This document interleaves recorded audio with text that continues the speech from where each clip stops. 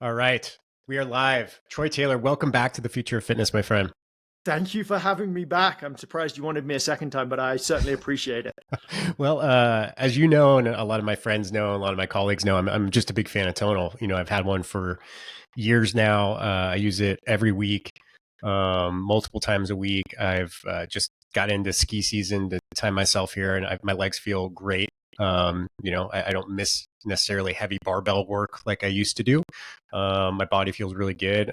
Things don't hurt as much, and I just feel strong. So, just for that matter alone, I was very excited to get you back on and talk about some really cool updates. I mean, first of all, people are asking quite often, like, how's Tonal doing? Right? Peloton kind of takes the news as far as like um, the connected fitness attention, right, from everything that they've done. But obviously they're a different beast than what you guys are. And then you also have Tonal 2 coming out, super exciting. You have the training lab, which is, I guess you'll explain, but a brick and mortar concept potentially, and what that's going. So there's plenty to do. And some people, to get you reintroduced, Troy, you are the vice president of performance innovation at Tonal. Is that still the right? Yeah, unless it updates between now and then, I hope that's my job title still. So yes, that's what I'm doing. Awesome, man. Well, thanks again for joining me. It's really fun talking to you. So maybe we could do this. Give us. I think it's been a couple of years, Troy, since you've been on the podcast. Maybe give us an update on all things Tonal. How the company's doing. I know you have some new leadership, and then we'll get into like the technical upgrades of Tonal 2 and what you guys are doing at the lab. Yeah, absolutely. We're actually doing great as a company. I think it's a surprise to no one. 2020, 2021 were crazy years for any home connected fitness company. And Tonal, had rapid growth through there. 22, 23 were, a little trickier as we navigated kind of the changing landscape of, it not being a pandemic, of access to venture capital and growth orientation was a little harder. So there was some tricky couple of years of right sizing the business, but essentially made through them probably, it seems in the rearview mirror, but it takes a while to work through some of these. But in 12 months or so ago, it's been really sort of stabilized the business and in a great place, have a large and growing membership. We increase our members subscribers every single month the company has been existing. More people have joined every single month. I think it's well over $100 million in annual recurring revenue now. Churn, sub or right around 1%, very, very low churn. Wow. Kind of thing. So super good there. We had an incredible Black Friday, which was really good from a sales perspective. And so, yeah, everything's really, really good. Obviously, we want to grow and we'll continue to grow and bring our product that thankfully you enjoy and I enjoy to even more people and more scenarios. But certainly exciting times for the company, particularly with Tonal 2 launching, and sort of the new features that brings to our subscriber base and new customers. So that's really exciting. And then things like the Tonal Training Lab, which is sort of a bit of an experimentation for us, of trying Tonal in a boutique fitness space. Really, capitalizing on the launch of the Tonal 2, but sort of expanding this essentially boutique fitness training space for 6 or so weeks, just as an initial test. We won't be staying open any longer than that for this particular there, but can we create a really great in-person experience using our own Tonal coaches initially, and can we bring that kind of environment as a great showcase for our product, for a retail store, and maybe for potential future opportunities for the business, but just a bit of test and learn. So yeah, exciting times. Yeah, that's great, man. And I think with the rise of longevity, obviously strength training has boomed over the recent years. It just seems like a really good place for Tonal, and the technology is great. And people I know who have been training for a very long time, like yourself, right? You've been in the sports world for a very long time. You've done a lot of training. I've spent a lot of time with barbells and weights in my lifetime, and I've just always been, I think a lot of people are reluctant to, like, well, there's not a machine can't do what I can do with all of my barbell and gym equipment, right? But I've been very impressed over the years of just how easy it is. You and I talked about last time, like, you don't have to move plates, you don't have to change weights, right? It remembers everything. It's very smooth, like in the way that it does it. It leads you through programs. I don't have to think. There's just a lot of things to it that just make it kind of a better mousetrap when it comes to strength training. And I think the one thing that some people that this matters to very, very few people is like, well, it has a 200-pound weight limit. right? That's it. And used to have a 200-pound weight. yeah, great. We can Now talk Tonal about 2. Yeah. So let's talk about the product side of things. What's the major upgrades in Tonal 2? Where did you guys see the opportunities? Maybe start with this. Like, what was some of the biggest feedback you've gotten from your clients and consumers over the past few years that led to this upgrade? Yeah. Then so like the feedback is like on Tonal, like is almost universally like incredible. We're super fortunate. I talked around our churn number, which is the metric that the business obviously cares about, because that's important to there. But like the NPS, how our customers rate, it's still in the 70s, multiple years after the product launched. Average users, I think, are using it more than 2 times a week, 3 years after purchase. So it's sticky, and people continue to use it. And so the feedback has been, is always positive across the board. Where I think some of the ways we wanted to leverage Tonal 2 and kind of, even sort of just reach more opportunity was, number one, 200 pounds was a lot. And it feels, we did that research study a couple of years ago, it feels about 25% heavier because of the way that inertia and momentum works on free weight. So it felt more like 250, but there were, not a large, but like about 15 to 20% of our membership, I think, have maxed out Tonal. They've done deadlifts at 200 pounds or something. It's not a huge portion, but it is a portion. And so we wanted to try and give them an opportunity. Okay, well, how can we continue to service that type of customer that is trying to learn to do heavy leg work? And it is mostly the big compound leg works. There's not many people that 200-pound benching on Tonal. It feels, I'm not. I'm not a big bencher, but I can bench 250, 260 maybe in free weight. I cannot bench 200 on Tonal. It just is too heavy. But yeah, particularly for those lower compound lifts. So we bumped the weight up. So in order to do that, we had to increase the safety factors and the machines and the parts components to make sure, beef up a lot of the internal electronics. So it now goes to 250 pounds, which is still, you times that by about 1.25, that 25%, you're not far off, or a little over 300 pounds of equivalent deadlifting or free weight of mass. And so that's taking a large portion. Maybe if you're a power lifter, you're doing more than that, but most people doing reps of 8 and 10 are not kind of going to max that out. So really excited to bring that sort of opportunity to the consumers. That was number one. Number two is, we heard people love Tonal, love working out on Tonal. We have a whole host of different sort of workouts and programs, from strength training to mobility to yoga and Pilates to cardio. But all of the other modalities are off Tonal, right? It's body weight only. And we saw from our members that they really wanted an option for blending cardio and strength. They wanted a way, hey, could we work on our cardiovascular fitness while working on Tonal? So we developed this mode called Aero. It's inspired, I guess, by the feeling of a rower or something like that, where you pull harder, it pulls against. You can set the gears or the sort of resistance factor, so it can kind of be a bit harder, a bit easier. But created this Aero mode, which is really just an opportunity. You can do everything from zone 2 to VO2 max or interval efforts on it. Imagine there are some movement patterns like a ski erg where you could do something similar, but you can not limit it to one movement pattern. You can do multiple movement patterns. So you can get this cardiovascular kind of component, but you can also get this movement quality and movement variation that might be more akin to strength training. So there's a move in there, the Aero mini pull, which is like a ski erg. There's an Aero pull, which is more like a med ball slam, a real kind of powerful. We think CrossFitters are going to love that. There's the ability to do lunging on it, so you can kind of work on balance and stability. Something like a Russian twist almost as you're standing, so you've got this core cardio component. And then taking rotational chop. And so it's this sort of like ability to do this sort of, very dynamic movements and multiple movements while it's still being predominantly cardiovascular.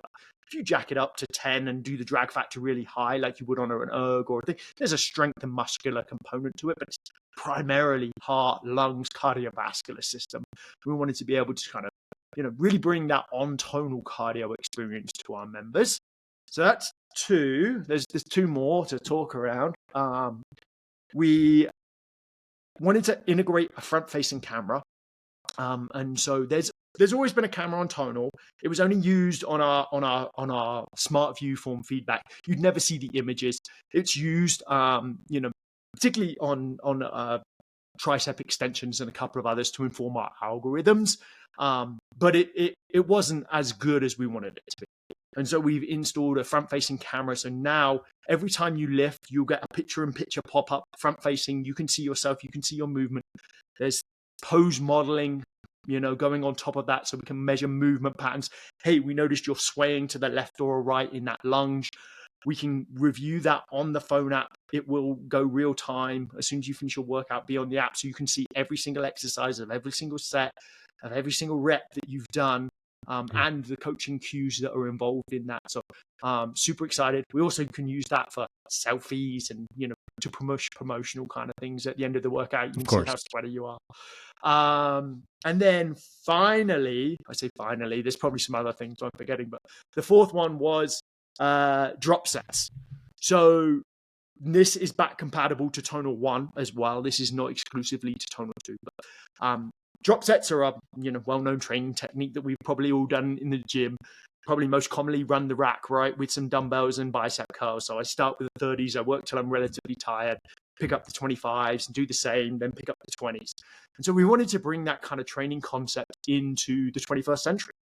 And so we developed this mode that does drop sets. And there's 3 improvements that we tried to work on. So number 1 was you don't really know when to stop on drop sets. You can go to failure. If you go to momentary failure, you get things, but then kind of sets end real fast because real fatigue can go to failure. And then you're guessing RARs on the S, reps in reserve. So what we did is installed an algorithm that will give you basically a 1 to 3 RAR and drop the weight. And so every time you get to 1 to 3 RAR, it will drop the weight. Number 2, well, I can only drop by what dumbbells they have available, 20s to 15s to 10s. Sometimes that's appropriate, sometimes it's not. The reason that that's not ideal is because sometimes it's too big a drop, right? And the first 5 reps are still easy again. We drop it exactly the right amount to keep you at that very close proximity to failure. So we reduce it by a very little amount by that proximity to failure. And number 3 is we automate that process. So it's a one continuous set. It's not a put down a dumbbell, put up a dumbbell. And so it's this like super smooth. Essentially, you start with something like an 8 rep max. You get to rep 6, 2 reps from failure. And then you stay 1 to 2 reps to failure for 20 plus reps. Hugely, we think, hypertrophically stimulus. Very time efficient training. We got a research study still underway, but we got preliminary results that says we get similar outcomes in muscle growth in about 38% of the training time. So 38% of the training time for very similar outcomes in muscle mass gain. So those are 4 of the features that we really leaned into with Tonal 2, and some nice design touches, chrome buttons, little finishes, those touches that just bring a fresh product. I think that's still a product. Tonal 1 still looks great, but Tonal 2 looks even better. Yeah, that was my next question, Joy. Is like, how has the form factor changed? Is it kind of pretty much the same, or have you changed any major functionality of it? Nothing that you would look and go, that's a completely different device. More like an iPhone type. Oh yeah, I can see some subtle touches, some subtle things. We heard from our members that they love the way that the product looks when it's stored. It looks like this horizontal TV that's kind of mounted on the things. And so we didn't hear that we wanted that people to change that kind of thing. So we made some nice design aesthetic upgrades. The rope's got a slightly different color to it, and it's also upgraded in strength. We put on some chrome buttons. You can see this front-facing camera now. And so there was these more like a slightly different matte finish on some touches, but more subtle, just to bring it up to date, but nothing huge. Yeah, interesting. Yeah, I mean, I would imagine if you're doing stuff like ski erg type work, that it must things because everything always feels sturdy to me. But I imagine if I'm doing dynamic work, you tend to hear a little bit of rattling, right? A little bit because it's just not built for that. But is that something like if the components on all of the arms and stuff have been beefed up? They're even stronger, more kind of things. It's our most reliable tonal ever. In order to meet the safety requirements, I think it's 3.7 times the safety factor. So you can actually pull like 1,500 pounds on this thing or something crazy like that. Not that you should, but that's what it's been tested up to. And so all of those components around the arms and the latches, the plunger has been upgraded. That is a component that was taking a lot of a beating in some users. So all of that stuff's been internally upgraded. So yeah, stay super smooth from that skio kind of motion. So you get all that benefit of tonal, but just this kind of really, really steady. It almost sounds like it's an electronic motor, but it sounds like a rower when you hear that like whoosh, whoosh kind of sound. Has that kind of moment to it. Yeah, very cool. Who is using Tonal? Like, who's the kind of typical consumer? Anything that, I mean, I would imagine people like me are kind of like the core, right? Like mid 40s, maybe getting into 50s, have some athletic and strength background. But are we getting into, I guess the big question is, are we getting into the people who don't typically strength train? Or is this like people kind of graduating over to this as far as a technological and convenient solution? Yeah, and so I'll give you the short and the longer answer. Okay. The short answer is everyone. There's like 18 to 80 plus year olds on the platform, from people that are first time strength trainers to people that like you and I that have been training for most of our lives. There's competitive bodybuilders and probably not strongmen, but certainly competitive bodybuilders and others. So there's a little bit of everything. Target demographic, your majority of people are 35 to 55-year-olds. Typically like intermediate to advanced strength training backgrounds, have some experience, generally looking for time convenient training, take the cognitive load out of training. I don't want to have to think about stuff too much, or at least partner with Tonal in terms of creation and stuff like that. They tend to be, own their own homes, and generally have kids, or at least time pressed, busy jobs or time kids in the kind of thing. That's like target customer number one. I think over the period that Tonal's been around, over the 6 or so years, we've certainly seen a lot more beginners join the platform. People that were intimidated to go to the gym. I've always wanted to get fit, but I've never known how, and I don't really feel at home in a gym setting.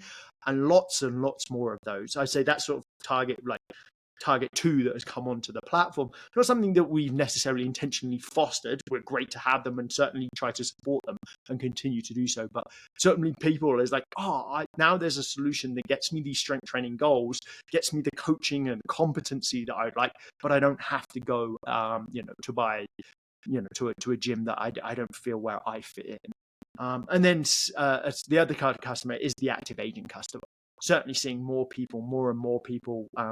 I almost class myself for while I'm in target demographic, but are more focused on longevity and the aspects of health span, particularly 55 plus year olds, and kind of really focusing on, okay, I am, I do own my own home. I still have a busy job, or I may be retired, and I have time, but I want to be able to get these kind of strength benefits. And we certainly see that as a growing demographic. Yeah, it's such and I feel like a commercial for you guys, but it's just such an efficient use of time, especially from the work from home crowd or people who have time in the morning. Like, I love going to the gym. I wish I had, I wish I made more time to go to the gym every day. Right. But this is such a good 2 days a week, 3 days a week to get in, especially when, active lifestyles is like if I have an hour block, I can get an effective warm up, effective strength training, and a cool down walking upstairs, like to my next room. And that's super incredible. And I think that's, what a lot of people are paying for. And, if I'm honest with you, Joy, like, it protects me from myself. If I'm, with a barbell or something like that, I may just be feeling a little good, but I'll push a little bit harder. I'm like, or I can only go up 10 pounds or 5 pounds, where maybe I should just be going up 2. Yeah. I think that's something we're Tonal too. It's like kind of keeps me in a sweet zone where I get the minimum effective dose without putting myself, at risk of injuring myself because I'm an idiot. Right. Yeah. Like that's a nice feature. Yeah, totally. I posted something on Instagram the other day. We did our year-end review and kind of things. And I think I posted 466 workouts in 11 months at that period of things. And I'll be honest, I probably did another 100 or 200 that were in like R&D mode that no one gets to see because they're not on my stats. Sure. I work out for 3 minutes a day, like 3 minutes at a time. I'll go in, I do a set. Like, not if I'm doing a heavy lower body. Yes, that takes a little longer to warm up and kind of things. But if it's curls, I'll go in there and set on the curls or whatever it might be. But I'll do that like 4 or 5 times a day sometimes. I got 3 minutes after a podcast between my next Zoom call, and I'll come in and do this exercise stack.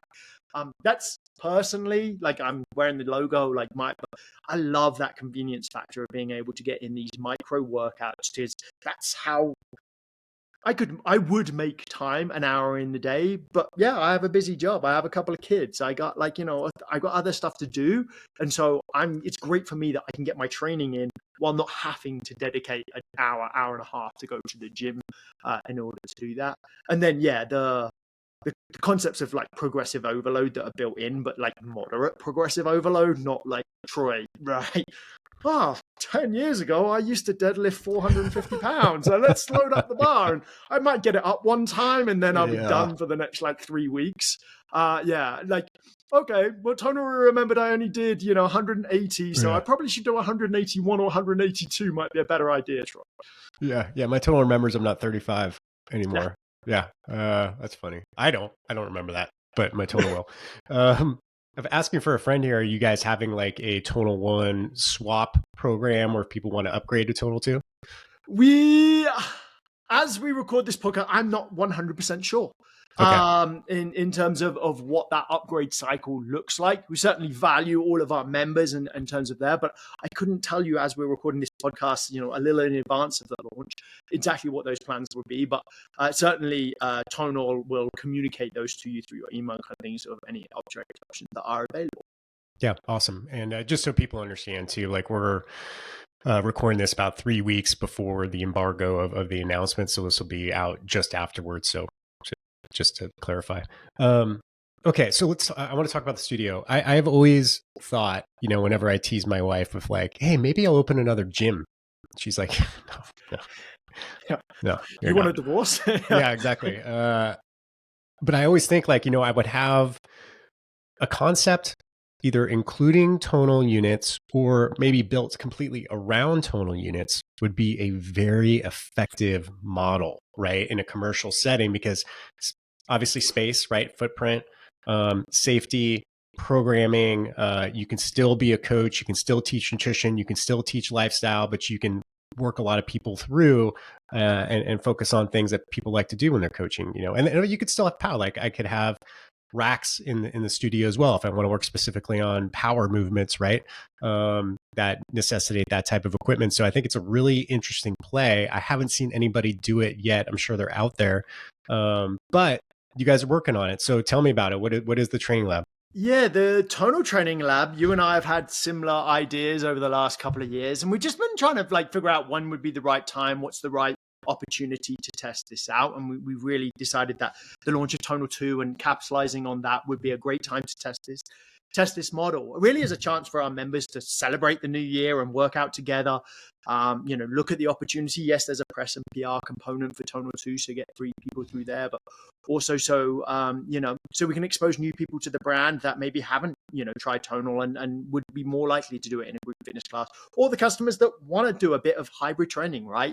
I want to work out home when I have the chance, but I love that in the person community, and I miss that. So Tonal Training Lab opens January the 13th is a member only week till January the 19th, and then the 20th opens to the public.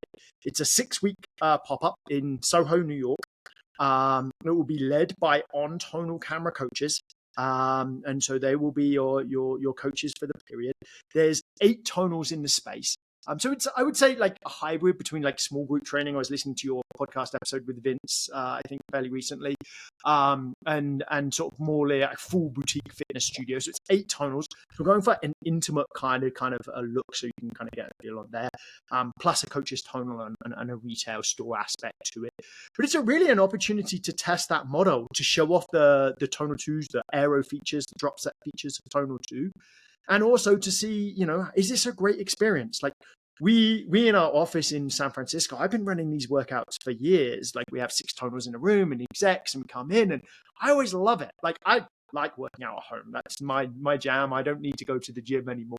But there are people that want to. And so I do find I push myself a little harder, maybe if I'm in a community setting. If I have 30 minutes, maybe I should do the full 30. And so it's an opportunity to really test into that.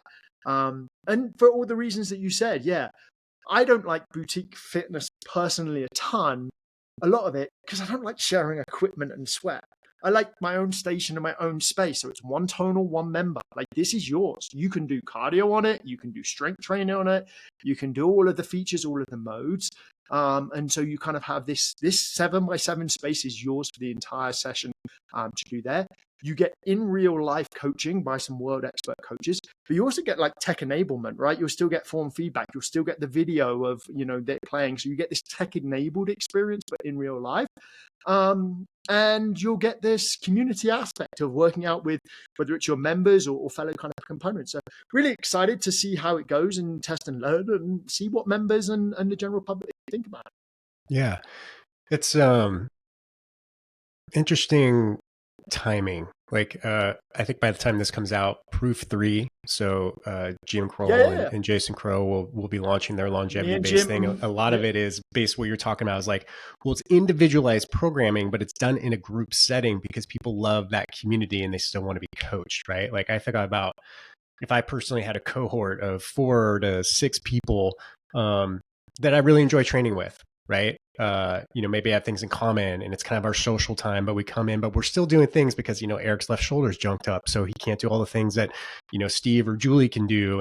And vice versa. There's some certain things and Tonal can take care of that, right? That tech enabled component can monitor those movements or shift those movements when necessary, but still you get to sit down in between sets, you get to jam a little bit, you get to talk, hey, how are things going?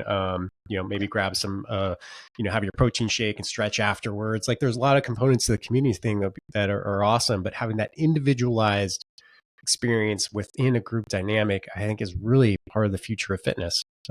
Great term, by the way. Great trademark term. Yeah, I agree. I talked to Jim a little bit about that and kind of like, I'm definitely going down to Scottsdale when Proof 3 opens and test that out. I think there's that I think exactly what you're saying, that dynamic between group person, but getting individualization. And so Tonal can do that via, prescription of suggested weights that are going to be individualized, might be able to do movement replacements for going small. So we can do like a little more hands-on touches to this test. But you can kind of think about this idea of it's a group workout, but I'm getting my own individual kind of prescription. I think is a really interesting combination. So yeah, if you want to reopen that gym, let's talk some more. We'll talk your wife into it. Me and you can open it together. But I think that's a really interesting space. Yeah, I really do. We talked a lot about the hardware capabilities and things like that, but what about like the software, the AI components? Where is that coming into play in both like the Tonal 2, but in the training setting? Like, how is that? I know it's in the background, right? Like, all great technology that's working, it's not forward facing, it's just doing things in the background. So, how much time and energy and resources are you guys putting into AI development? How is that shifting your product? Give us some insights on that. There's a lot. Like, I think, there's a lot of like hardware that you don't see that it enables that are being upgraded, processors, chips, and faster, things that I don't really understand. But all of that is being upgraded. But what it allows us to do, right, is capture even more high quality data.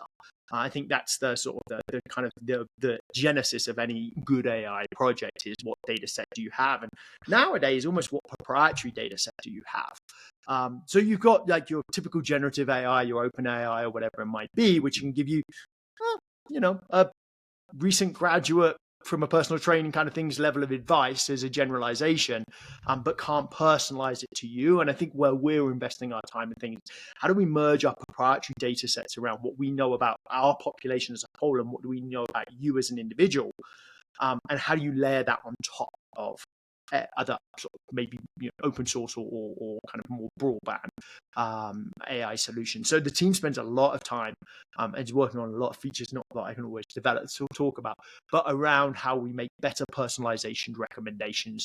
How do we make more kind of use of that proprietary data set, which is 250 billion pounds ish, 10 billion reps, something in that kind of region on top of Gen AI.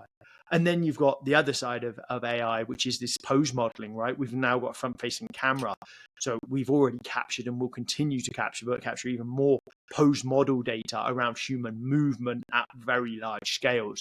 And so start understanding sort of, how function changes with particular patterns or movements with particular, programs or users, and how might we coach those and use it to coach you better to do that. So lots of work around there. And then we released a few months ago now, but this concept of training effect goals, where we cataloged every single movement and therefore every single workout and program in our library into 7 distinct, I think it's 7 goals. So most typically we talk about strength or something like that. So we know, like, when you're lifting over 80% of your 1RM, so we class that as a strength set, right? Because we know that the research says that over things, so we can accumulate those by lifts, by movement pattern, by person.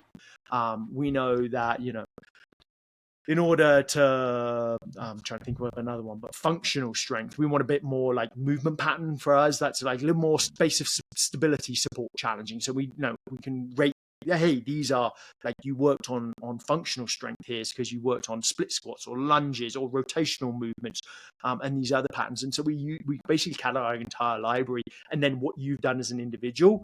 So then we can progressively overload you, not just in strength, but in all these parameters of, hey, last week you did 15 strength sets. This week, let's try for 16 or 17 strength sets, and progress you in these other ways. One of the things I always think about an opportunity for this type of work, obviously, is the integration of other sources of data. So wearable data, nutrition data, things like that. Is that something that A, is on your roadmap, and B, how, when do you think something like that would be realized? Yeah, it's something we talk a lot about internally. I'd say the primary way that we do data aggregation right now is through HealthKit, through Apple HealthKit. And so if you go for a run or a bike ride, kind of things, we will show that data. Like, we'll ingest that data and we'll show you that your legs are tired because you ran a marathon. You didn't do anything on tonal, but on our muscle utilization, we will show that there's tired because you ran a marathon yesterday. So there's an ingestion there. I wouldn't say basic level, but maybe not the most advanced level. And so it's updating there. I think we will continue to lean into that aggregation. For us, it's a bit of a question of, like, we have so much data of our own, and we continue to find new and valuable ways for members to utilize that. And so once you have this incredible data set, like, we need to make sure that we're making best use of that before you start integrating additional data. Would we like to know how our members slept? Yeah, probably. That would be nice. I probably care more about, like, what was the velocity of your first rep, because you could have slept terrible, but your data that you're lifting says you're great. Should I change that? Like, it's an interesting paradigm around how do you, like, well, my wearable, because you get this with athletes, elite athletes, all the time, because we've been wearing wearables and other devices for years. And, like, it's game day, or it's, the Olympic final, and my data said my readiness is only a 52 out of 100. What am I supposed to do with that? If I'm warming up great and I'm feeling great and my performance metrics are great, it doesn't matter as much. Now, long-term systemic changes, we want to be able to do those things. So I think we do want to aggregate it at some point, and work with our colleagues and partners in that. But we're focused on, I guess, more immediate concerns or more immediate opportunities ourselves. And it's just fractured space, right? Do you do Apple Watch? Do you do Whoop? Do you do Aura? Do you do, like, they've all of them have decent market share, but no one's a monopoly. And then you're like, okay, well, how do I look at that? And obviously there are solutions that will aggregate it for you. But yeah, opportunities for future. Yeah, there is. I mean, there's companies like Rook. I know those guys well, who will aggregate that data, clean it up, make it useful, and present it in a really nice way. So there's always those options are coming in. We kind of call those like the plumbing of the industry of, things that are happening behind the scenes that enable there's a lots lot of of the future. APIs that you can kind of give access to and kind of things. Yeah, we certainly have lots of conversations around that with lots of really great technology partners in that space. Yeah. When I imagine, like, something, when I look at my total, I'm like, God, this is like, it would be such, at some point in time, where it was just the centerpiece of the Internet of Things within a house, right? Where it was like, okay, well, I just got done with my training. It says, hey, Eric, you have, we just ordered more chicken breast because you're not eating enough protein after your workouts, right? Like something like that, and it's connected. It's like, it's checking our HRV and not giving you particularly insights in the moment, but also giving you long-term trends about how your strength training is affected by different things in your life. Obviously that's, a promise of AI that I think a lot of people think about as like this super personalization, like a health assistant in your pocket. And, strength training, as we know, is very integral to long-term health. So I think you guys are positioned well for many, many things. going into the future, which is kind of exciting. Yeah, I think that's the exciting. I don't know if it's a 3 to 5 to 10 year horizon. I'm not exactly sure when it comes, but that's the exciting opportunity I think for all of us in this space is what that really connected personalization can really enable for people to get better health outcomes. Right? We know, particularly with a longevity look on things, but people are generally living longer. Maybe not in the US, but in the Western world in general, and hopefully the US can kind of start living longer too. But most of those populations are not living healthier for those years. And so the more that we can do to personalize those recommendations to make them, I think it's to make them better recommendations, just to make them more sticky. I actually don't think it's a lack of knowledge.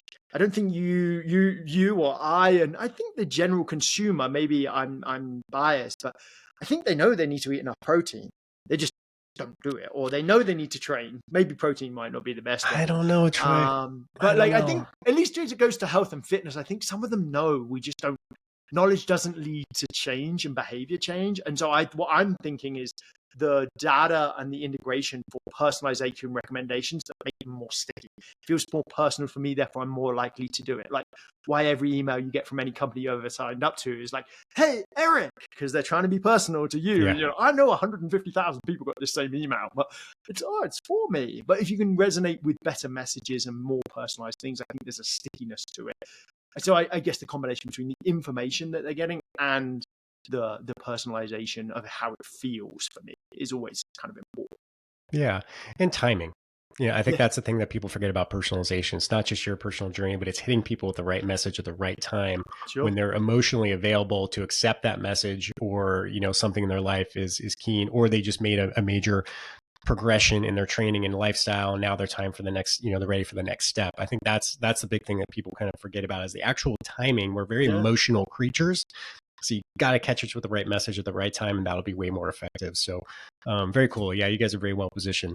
I think I asked you this question last time, but when you look at the landscape of health and fitness, Troy, and performance, and all the stuff that's going on right now, like longevity and precision wellness, and insert big name tag here, right? Like everything that we're doing. Yeah, buzzword. Thank you. When you look at 2025, what has you most excited for our industry? I think it's as an industry as a whole, I feel we've been on this for a verge, but like I think it's become cool to be health and fit and healthy. Like the concepts of health and wealth, and I think that is starting to resonate not just with people like you and I that have preached that for a while, but with general population. I'm like, again, my parents, they know about what I do for a living thing. They ask me about strength training when I go home, right? I generally people are that I wouldn't have generally like got that type of conversation for are now thinking, oh, I need to do strength training, or I need to be like kind of things. And I think we have broached into that. So as a broad industry, I'm jazzed about that because I think we've had the evidence base for far too long. We've just not been able to convince people. Now we as the fitness industry needs to be able to capitalize on that and provide people with the right solutions at the right time in order for them to get some sticky habits and build some changes there. But I think that's what excites me the most is I think it's now not just something that like, yeah, the fitness industry does, but I think it's cool to be healthy. And the more that we can lean into being cool to be healthy is probably really going to be positive. Not just because I want to be a jacked 25-year-old and I want to look good on the beach, but because this is foundational to like me having a long, successful, happy, healthy life for me and my family. Yeah, I don't know. It's an excellent point, Troy. And I think when you look at the super billionaire elite, it's not necessarily, they still have their yachts. So like Bezos, right? Like the guy's ripped. Like people are wanting to stay in shape. That's like a sign of like stature now, right? Which it always hasn't been, which is really cool. It cool. was a sign of stature back in the day to be fat, right? It means you had an abundance of food. Totally. Which is why we're all working against like genetics of years and years ago. But it was a survival mechanism, and that became into a status symbol mechanism. And it seems to have changed that. And you even see it at the high end, right? Longevity clinics at the very top end. Yeah. I work with David Martin, who's the chief scientist at Aperion Life out of Atherton and Menlo Park. And yeah, most of their clients are extremely wealthy, and they're spending big bucks on getting things. The Peter Attia's clients of the world. You're seeing these people that have made their fortunes and are investing large amounts of it into doing that. I don't think you have to invest large amounts. I think there are definitely solutions. But you do you, and you can welcome to all of those high end solutions. But there's a lot we could do without having to invest those kind of bucks to be cool when we're older. Yeah, right on. Well said, Troy. So I know you personally, you're fairly active on LinkedIn. Yep. Now, so yeah, give us some insights. Like if people want to reach out to you and talk to you, they want to find out more about, Tonal 2 or the training lab, which is very timely. Like give us all the places. Where do you want people to go, Troy? Yeah, so for Tonal General, anything Tonal 2, go to tonal.com. All the information will be there. The Tonal Training Lab has its own website, tonaltraininglab.com. That's live as we speak right now, but it will be live through the end of February for that. I'm active on LinkedIn. Just search for my name and see my ugly picture, and you'll find me there. And I do a little bit on Instagram occasionally under Strength Science Troy. Share some tonal training there. Yeah, awesome, man. Well, Troy, thank you for reaching out and giving me the insight so we could do this special, edition to make sure this gets out on time and people are informed what's going on with all the groundbreaking news you guys have. It's really cool. And I continue to be a super fan and really appreciate what you guys do over there, Tonal. So yeah, ladies and gentlemen, Troy Taylor. Thank you so much. Appreciate it.